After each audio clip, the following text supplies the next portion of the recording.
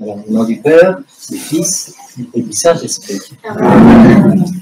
Alors, c'est comme toujours un émerveillement de lire pendant la célébration, de proclamer, comme on le dit, proclamer l'Évangile qui résume tout aujourd'hui, qui est en fait, voilà, une fois qu'on a vu cet Évangile, on a l'impression qu'on n'a plus rien à lire d'autre, rien à dire d'autre, parce qu'on a toute la relation entre le Créateur et ses créatures, entre nous et notre Seigneur Jésus-Christ. Qu'est-ce qui se passe? Vous avez entendu, on connaît bien cet Évangile, on connaît très bien ces 10 lépreux, qui sont... Et on est un peu étonné parce qu'on a entendu beaucoup d'autres miracles accomplis par le Christ, et à chaque fois c'est une relation, veux-tu être guéri, que veux-tu, il y a un dialogue qui s'installe, le Christ prend le temps, et là, ils le reconnaissent, Maître, fais-nous miséricorde, de loin, bien sûr, vous savez très bien que les lépreux, la lèpre, c'est une maladie qui est le symbole de notre péché, le symbole du péché de l'humanité, le péché d'Adam, qu'on porte chacun d'entre nous porte. Cette lèpre, tu sais, c'est une maladie terrible, on prend le temps d'en parler chaque fois, parce que ça défigure, c'est une maladie qui ôte la ressemblance humaine et qui crée, même si on guérit, des blessures irréversibles. C'est très, très intéressant par rapport à notre péché, c'est que notre péché non confessé, notre péché non pardonné, notre péché qui est maintenu alors qu'il n'est pas à nous, qu'il est extérieur à nous, eh bien, il finit par nous défigurer et nous finissons par ressembler à notre péché. La lèpre est vraiment le symbole même de ce péché. Et là, c'est très étonnant parce que notre Maître, Seigneur Jésus-Christ, ne dit rien d'autre que « allez vous montrer aux prêtres ». C'est-à-dire de suivre la loi qu'il a lui-même instituée. Donc, il remarque un Dieu totalement cohérent par rapport à lui-même, il n'y a pas de contradiction entre sa venue sur terre et ce qu'il a enseigné à ses prophètes, ce qu'il a dit par la bouche de ses prophètes, ce qu'il a dit à Moïse, cette loi de Moïse. Et c'est très intéressant parce que très souvent, on entend aussi, et nous-mêmes, dans nos pensées, on entend pourquoi obéir, pourquoi finalement tout ce qui est formel dans notre religion, tout ce qui est d'ordre de la loi, tout ce qu'on fait aussi par habitude, parce que c'est prescrit comme ça qu'on fait. Là, on voit que c'est la purification que ces hommes obtiennent. C'est-à-dire que l'humanité, c'est 10, représente l'humanité entière. L'humanité est guérie, puisqu'on vient de fêter la Sainte Théophanie, guérie par le baptême du Christ. Le Christ a déjà purifié l'humanité dans le sein de la Vierge, en prenant corps et sang de sa propre créature obéissante.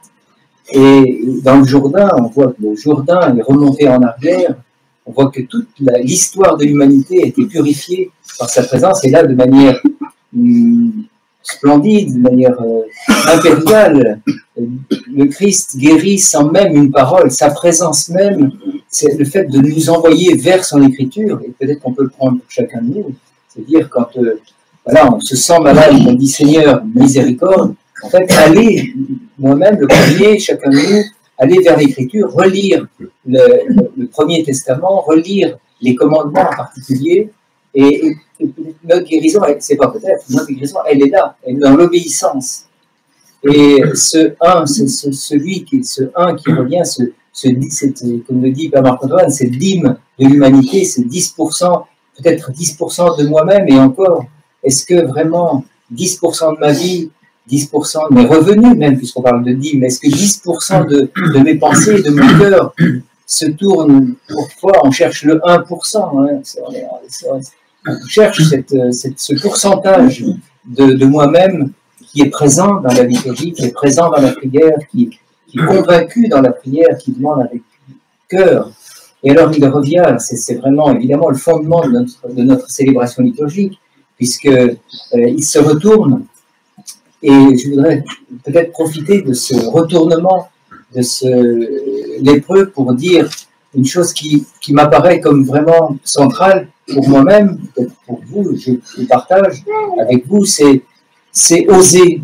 Parce que quel courage il faut pour se distinguer de ce grand mouvement de l'occupation professionnelle, familiale, tous. Quel courage, quelle audace, le mouvement de Saint-Paul, parfois, pour reconnaître, pour changer de direction. Dans sa journée, changer de direction. On va dans la vie est un flot comme ça qui nous porte, qui nous charrie, comme les eaux du Jourdain. Mais non, les Jourdains retournent en arrière. Moi-même, j'ai cette possibilité-là, mais c'est vrai que ça tient à autre chose que à cette injonction, ce commandement du Christ. Allez vous montrer auprès. C'est autre chose. C'est la loi du cœur. C'est que là, il a entendu dans son cœur et il n'a pas hésité, sous la motion de l'Esprit Saint, bien sûr. C'est l'Esprit Saint qui lui donne cette énergie, cet Esprit Saint dans le Christ est rempli et qu'il lui a envoyé. Donc, c'est pas de sa propre énergie, mais il a écouté l'Esprit Saint et il s'est retourné. Et peut-être que c'est pas si facile que ça de se retourner, d'oser. On entend beaucoup, mais quand on a la foi, finalement, la foi c'est privé, c'est le domaine privé. On va pas parler trop fort, on va pas se manifester. Des processions, des pèlerinages, c'est pour chacun. Là, le Christ, par ce récit, nous démontre exactement l'opposé, c'est-à-dire l'obéissance à ses commandements, et d'autre part, écouter sa loi divine dans mon cœur, telle qu'il la révèle en ce moment. Et c'est pas parce qu'il me révèle une chose que les autres doivent obéir à la même chose. C'est-à-dire que, peut-être qu'est contenu dans cet enseignement-là, le non-jugement. Non-jugement. Mon frère fait autrement, mes frères, l'humanité fait autrement. Je fais ce que Dieu me montre dans mon cœur et ce que j'entends, faire ce qu'on entend. Et on a évidemment, toute la manifestation liturgique avec ce retournement et cette prosternation et cette glorification, comme vous avez entendu, à haute voix, mais pas devant n'importe qui, parce que l'apôtre Paul, vous avez entendu, et peut-être que je vous lis juste une phrase de Saint Paul, si je l'ai gardée dans mes notes. Oui, Saint Paul, qu'est-ce qu'il nous dit aujourd'hui, Saint Paul? Parce que le papier est là, je préfère, parce que souvent, les épîtres sont pas toujours faciles, mais là, devant qui je me prosterne, devant qui est-ce que je glorifie à haute voix? En lui, tout a été créé, dans les cieux et sur la terre, les êtres visibles comme les invisibles. Trône, souveraineté, autorité, pouvoir, tout est créé par lui et pour lui. Alors vous allez me dire, ça va, on le sait, c'est pour ça qu'on y a la liturgie, ça va, mais oui, mais justement, la liturgie que nous célébrons, elle est directement issue du Saint-Évangile, de l'Écriture. On ne fait que, si le cœur est possible, que exécuter, mettre en mouvement les textes évangéliques. Et nous-mêmes, c'est parfois même, je dirais, au sein de l'Église orthodoxe, très souvent, on ne se prosterne pas trop, d'abord on n'est pas trop habitué, on vient qu'à l'Église que le dimanche on ne se prosterne pas. Et là, on voit bien qu'on est en chemin vers le carême, parce que ça va être vraiment typique de la vie, de notre comportement en carême, c'est justement la participation du corps, l'incarnation de notre foi dans notre corps qui va se manifester, et on se voit bien qu'on est dans les dimanches qui précèdent ce grand carême, où on va exprimer, où notre foi va s'exprimer par le jeûne, par l'abstinence, par la prosternation, par une prière un peu plus conséquente. Voilà, on va s'investir plus dans tout ce qui nous permet d'exprimer la foi, c'est-à-dire ce que Dieu nous a donné, un corps. Et alors, ça nous fait penser aussi à, évidemment, aujourd'hui, on fête Saint-Macaire. Vous avez remarqué cette semaine, on a commencé par Saint-Antoine, Saint-Macaire, Saint-Euthyme demain, tous ces grands fondateurs du monachisme. Saint-Macaire a été disciple de Saint-Antoine. C'est quoi? Mais c'est eux, peut-être, qui font de manière la plus radicale ce retournement, qui abandonne tout, qui, vous savez, vous connaissez tous cette histoire de Saint-Macaire, qui un jour, des voleurs sont venus pénétrer dans sa cellule, et il les a aidés à charger sur leur monture ce qu'ils avaient volé. Il leur en a donné plus, un détachement. Et ce bon lépreux qui nous enseigne bien qu'il soit, n'est pas une foi, Dieu ne s'est pas occupé de sa foi réellement, parce qu'il était un Samaritain, il était dans la définition, il pensait qu'on pouvait prier Dieu au mont Gérasime, pas à Jérusalem, enfin, c'est un peu compliqué, sa foi un peu détournée, mais Dieu ne s'occupe pas de ça, Dieu s'occupe du cœur de chacun, et ces moines vont vers le monastère parce qu'ils ont entendu une parole qu'ils ne considèrent que pour eux-mêmes. C'est-à-dire que la parole, si dans toute une célébration liturgique, ou dans un psaume, ou si j'ai lu tous les catéchismes du psautier, s'il y a une parole qui chante dans mon oreille, qui m'interroge, qui me réveille aussi, je la prends prenons-la pour moi-même, sans considérer comment elle parle à d'autres. Les 9 autres, ils font ce qu'ils peuvent. Et on ne parlerait pas d'eux s'il n'y avait pas cette personne qui s'est retournée aussi. Ils existent. Ces 9 autres existent par celui qui se retourne aussi. C'est-à-dire qu'on n'est pas là, on ne prie pas pour nous-mêmes.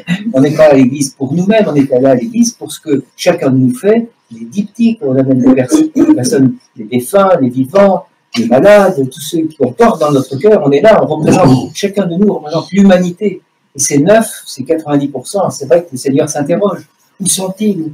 Où sont-ils tout cela? En fait, ce bon Samaritain ne s'occupe pas d'où ils sont, et lui s'occupe, il est, on va dire, j'emploie un mot qui n'est pas adapté, mais fasciné.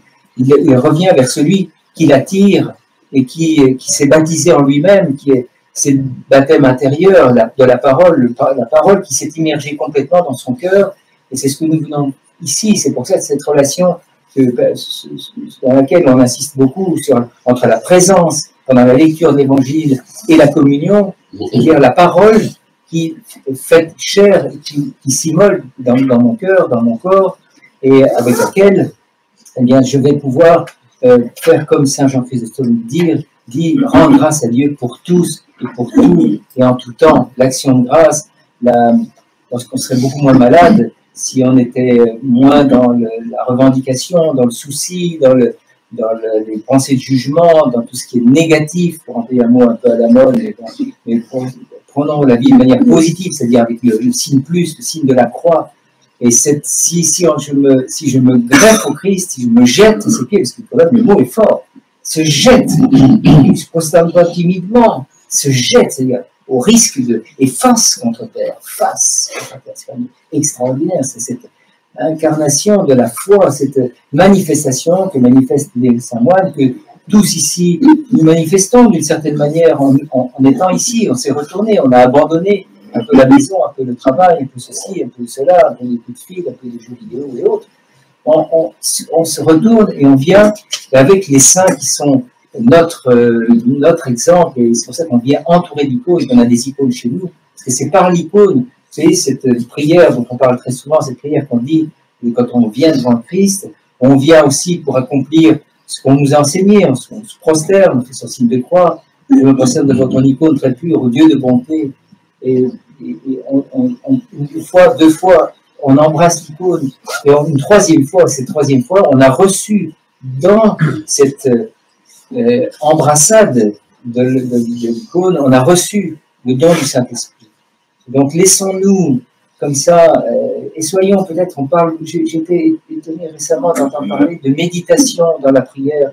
Parfois le silence comme ça sur une parole, prendre le temps de l'écrire, une parole d'un psaume, d'un texte, une parole de l'évangile, l'écrire tranquillement et peut-être la laisser tourner, la laisser la mâcher, comme le font certains d'entre nous qui apprennent l'évangile par cœur, l'évangile de Saint Marc. Peut-être qu'on peut apprendre par cœur ce beau mot en français, en anglais, pas grave, c'était pas non plus les langues de la même manière, c'est-à-dire mettre la parole du Seigneur dans mon cœur. À lui soit la gloire.